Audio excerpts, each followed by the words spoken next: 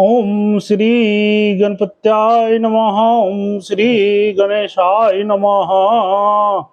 ओम श्रीमद्देवी भागवत महापुराण परम्बः प्रथमं खंडः। तुमेव माता च पिता तुमेव, तुमेव बन्धुश्च सखा तुमेव, तुमेव विद्याधनं तुमेव, तुमेव सर्वं देवदेव। ओम नमः चंडिकाय नमः। ओम श्री दुर्गा दिव्ये नमः। ओम श्री दुर्गाये नमः। चतुर्दशोध्याय। रणभूमि में चिच्छुरत्राम का वध। व्यास जी बोले, हे राजन, दुर्मुख मार दिया गया। यह सुनकर महिषासुर क्रोध से मूर्छित हो गया और दानवों से बार बार कहने लगा, यह क्या हो गया। दुर्मुख और वासकाल तो बड़े सूरवीर दानव थे। एक सुकुमार नारी ने उन्हें रणभूमि में मार डाला। यह तो महान आश्चर्य है। देव का विधान तो देखो, समय बड़ा बलवान होता है। वहीं परतंत्र मनुष्यों के पुण्य तथा पाप के अनुसार सदा उनके सुखों दुखों का निर्माण करता है। ये दान दोनों ही श्रेष्ठ दानव मार डाले गए हैं। अतः इसके बाद क्या करना चाहिए, इस विषय स्थिति में, इस विषम स्थिति में सब लोग विचार करके जो उचित हो वो बताएं।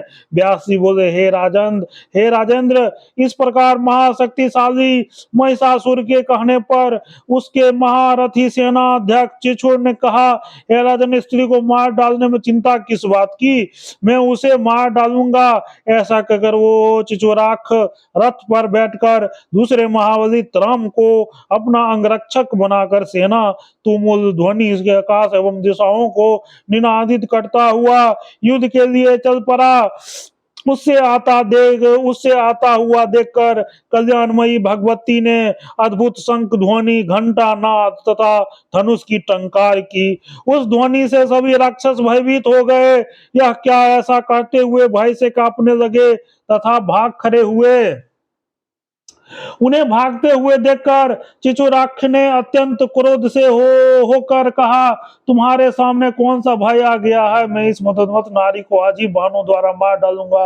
हे दैत्यो, तुम लोग भाई छोड़कर लड़ाइयों के मोर्चे पर डटे रहो। ऐसा कहकर उस पराक्रमी दैत्य चिचुर ने हाथ में धनुष उठा लिया और युद्ध भूमि में आकर वह निश्चिंत पूर्वक भगवती से कहने लगा, हे विशालाक्षी, अनसाधारण मनुष्यों की भयभीत करती हुई तुम क्यों गरज रही हो। तुम्हारा यह व्यर्थ गर्जन सुनकर मैं भयभीत नहीं हो सकता है। हे सुलोचना, स्त्री का वध करना पाप है तथा इससे जगत में अपकीर्ति होती है। यह जानकर मेरा चित्त तुम्हें मारने में विचलित हो रहा है। सुंदरी, तुम जैसी स्त्रियों के कटाक्षों तथा हाव भावों से समर का कार्य संपन्न हो जाता है। कभी कहीं भी शास्त्रों द्वारा स्त्री का युद्ध नहीं हुआ है। हे सुंदरी, तुम्हें तो पुष्प से भी युद्ध नहीं करना चाहिए।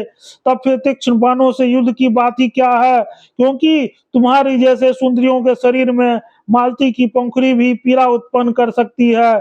इस संसार छात्र धर्मानुयायी लोगों को जन्म को धिक्कार है, क्योंकि वे बड़े प्यार से पाले गए अपने शरीर को भी तीक्ष्ण बाणों से छिदवाते हैं। तेल की मालिश से, फूलों की हवा से तथा स्वादिष्ट भोजन आदि से पोषित इस प्रिय शरीर को शत्रुओं के बाणों से बिंदवाते हैं। तलवार की धार से अपने शरीर कटवाकर मनुष्य धनवान हो जाता है। ऐसा धन को धिक्कार है। जो परम से ही दुख देने वाला होता है तो बाद में वो क्या सुख देने वाला हो सकता है सुंदरी, तुम भी मूर्ख हो, मूर्खी हो। तभी तो संभोग जन सुख को त्याग कर युद्ध की इच्छा कर रही हो। युद्ध में तुम कौन सा लाभ समझ रही हो। युद्ध में तलवार चलती है, गदा का प्रहार होता है और बाणों से शरीर का भेदन किया जाता है। मृत्यु के अंत में सियार अपने मुंह से नोच नोच कर उसे देह का संस्कार करते हैं। धूर्त कवियों ने उस युद्ध की अत्यंत प्रशंसा की कि रणभूमि में मरने वाले को स्वर्ग प्राप्त होता है। उनका यह कहना केवल अर्थवाद मात्र है। अतः हे वरारोहे, तुम्हारा मन जहां लगे वहां चले जाओ, अथवा तुम देवताओं का दमन करने वाले मेरे स्वामी महाराज महिषासुर को स्वीकार कर लो। व्यास जी बोले, इस प्रकार बोलते हुए उस दैत्य से भगवती जगदम्बा ने कहा, मूर्ख, तुम अपने को बुद्धिमान पंडित के समान मानकर व्यर्थ क्यों बोल रहे हो। तुम ना तो नीति शास्त्र जानते हो, न अन्वीक्षिक की विद्या ही जानते हो।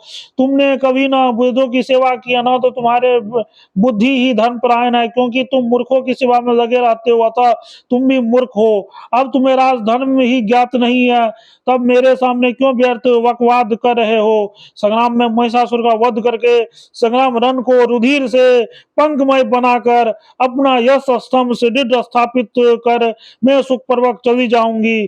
देवताओं का दुख देखने वाले इस दुराचारी तथा मदोन्मत्त दानवों को मैं अवश्य मार डालूंगी। तुम सावधान होकर युद्ध करो हे मूर्ख।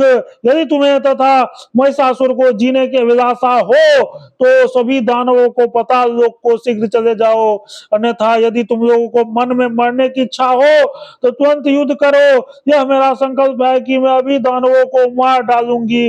व्यास जी बोले, देवी का वचन सुनकर बल के अभिमान में युक्त वो देते उन पर इस प्रकार बाणों की वर्षा करने लगा, मानो दूसरे मेघ ही जल की धारा वर्षा रहे हो।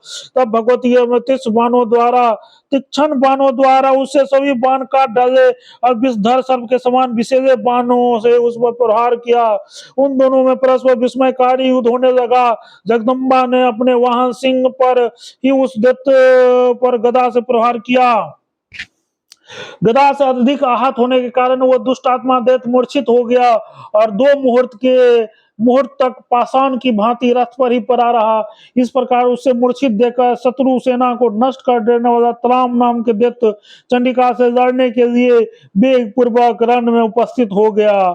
उससे आते देखकर भगवती चंडिका उसे हंसती हुई बोली, हे अरे दानव श्रेष्ठ, आ जाओ, अभी तुम्हें यमलोक भेज देती हूँ। निर्मल और समस्त समाप्त आयु वाले तुम लोगों के यहाँ आने से क्या लाभ। वह मूर्ख महिषासुर घर में रहकर अपने जीने की कौन सा उपाय कर रहा। देवताओं के शत्रु दुष्टात्मा और तथा पापी महिषासुर का संहार किए बिना तुम मूर्खों को मारने में मुझे क्या लाभ होगा। इसमें तो मेरा परिश्रम ही व्यर्थ हो जाएगा। तो तुम लोग घर पर जाकर महिषासुर को यहाँ भेज दो, जिससे मंद बुद्धि भी जिस रूप में स्थित हो उसे में मुझे देख लो। भगवती का वचन सुनकर वह त्रम कुपित हो धनुष को कान तक खींचकर बाणों की वर्षा करने लगा।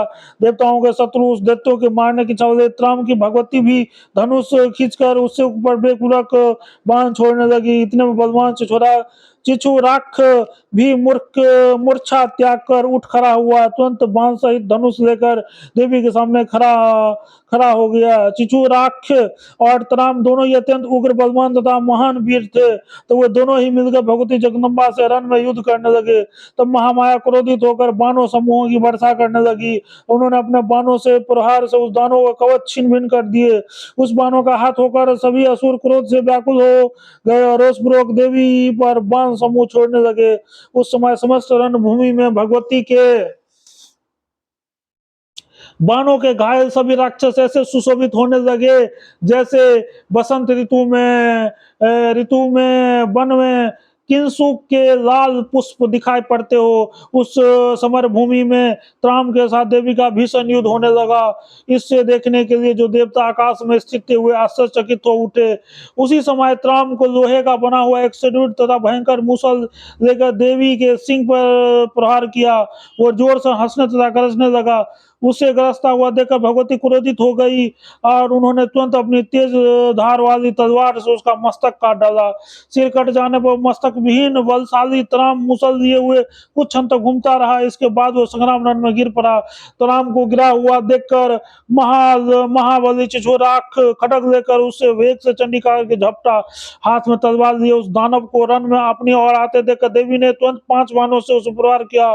भगवती के एक बाण से उसका खड़क काट दिया, दूसरे से उसका हाथ काट दिया, अन्य बाणों से उनका मस्तक कंठ से अलग कर दिया। इस प्रकार युद्ध के लिए उन्मत्त रहने वाला उन दोनों क्रूर राक्षसों का वध हो गया। अब तब उन दोनों की सेना भयभीत होकर चारों दिशाओं में शीघ्रता पूर्वक भाग चली। उस दोनों दानवों को रण में मारा गया देखकर आकाश में विराजमान संपूर्ण देवता आनंदित हो गए और प्रसन्नता पूर्वक भगवती जय ध्वनि करते हुए फूलों की वर्षा करने लगे। ऋषि देवता गंधर्व बेताल सिद्ध और चारण हुए सब देवी की जय जगदम्बिका की जय ऐसा बार बार बोलने लगी। इति श्री मद देवी भागवत पुराण संहितायां पंचम स्कंधे तराम चिछोराख वध वर्णन नाम चतुर्थ दशोध्याय। ओम तत्सत। प्रेम से बोलो जगत जननी जगदम्बा माता की जय। बोले बोले दुर्गा महारानी की जय। दुर्गत नाशनी दुर्गे जय जय। काल विनाशनी काली जय जय। गत नाशनी दुर्गे जय जय। काल विनाशनी काली जय जय। उमा रमा बर मानी जय जय। सीता रुक्मिणी राधा जय जय। दुर्गत